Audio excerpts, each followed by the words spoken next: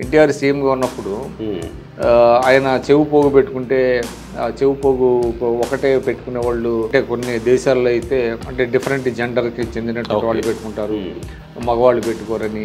తర్వాత ఆయన రాత్రిపూట గండిపేటలో శవాల మీద కూర్చొని పూజలు చేస్తున్నారు. అది నేషనల్ పత్రికలు రాసి ఆశ్చర్యం ఏంటంటే చిన్న చిత్త పత్రికలు కాదు, నేషనల్ పత్రికలు రాసి. అయితే ఆయన ఒకసారి మొత్తం మీడియానంతా తీసుకెళ్ళి గండిపేట మొత్తం ప్రతి అంగుళం చూపించాడు, చూడండి బ్రదర్ అని. సో అట్లాగా చాలా మంది మీద రాసినటువంటి ఇలాంటి ఇన్సిడెంట్ లో పవన్ కళ్యాణ్ కూడా ఒకటి పరిటాల రవి గుండు కొట్టించాడని పవన్ కళ్యాణ్ అప్పుడు ఆయన చేసేటప్పుడు క్రానికల ముందు ధర్నా చేయొచ్చు కదా. ధర్నా చేయొచ్చు, అది ధర్నా మీకేముంది, ధర్నా చేయడానికి ఏముంది, మీరు అంటే నిరసన తెలియజేశారు. గతంలో చాలా మంది ఎవరైతే ఈ రకమైనటువంటి మీడియా ద్వారా కొన్ని వార్తల్లో ఉన్నారో వాళ్ళు కూడా ముందు రిజైండర్ ఇవ్వటం, తర్వాత నిరసన తెలియజేయటం, లీగల్ నోటీసులు ఇవ్వటం, ఇట్లాంటివన్నీ చేశారు. ఎందుకంటే మనకి డిఫమేషన్ కేసెస్ ఉన్నాయి, 500, 501 అట్లాగే వెళ్ళిన వాళ్ళు ఉన్నారు. లేకపోతే ఇప్పుడు ఏముందండి, డైరెక్ట్ గా మాట్లాడచ్చు, మాట్లాడి కూడా ఇంతకు ముందంటే యాక్సెస్ ఉండేది కాదు, ఇప్పుడు మాట్లాడి ఇది కరెక్ట్ కాదని కూడా చెప్పొచ్చు.